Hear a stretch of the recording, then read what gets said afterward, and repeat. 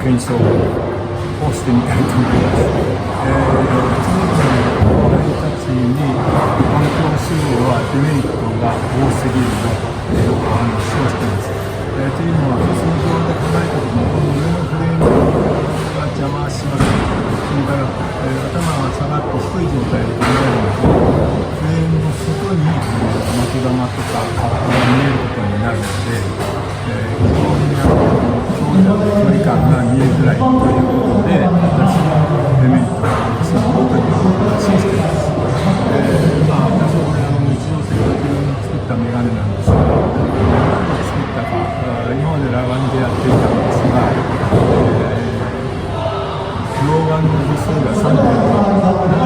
歳なので、もうかなり進行しています。それに乱視が入ってますよ。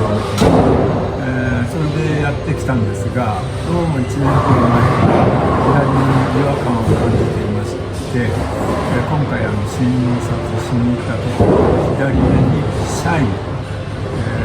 という症状があるということが分かりました。なので左目がちょっと調子悪かったんですが、2段になって見えるんですね。これがシャイということらしいです。私の場合は上下に見える左右になる人もいるそうです。私の左目は上下が2段階に見えるので、それが中目は全体にぼやけてるだけなんですが、左目は2段階なのでどうも違和感を感じて気持ち悪かったということで、メガネを作ることにしました。で、メガネは環境使用は絶対ビリヤードをするという話をしてきたんですが、それがどういうことなのかということを今回ちょうどいい機会なので、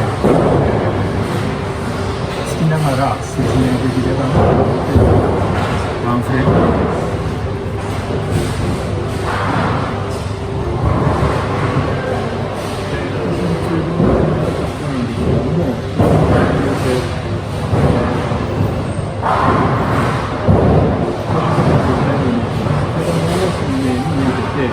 より大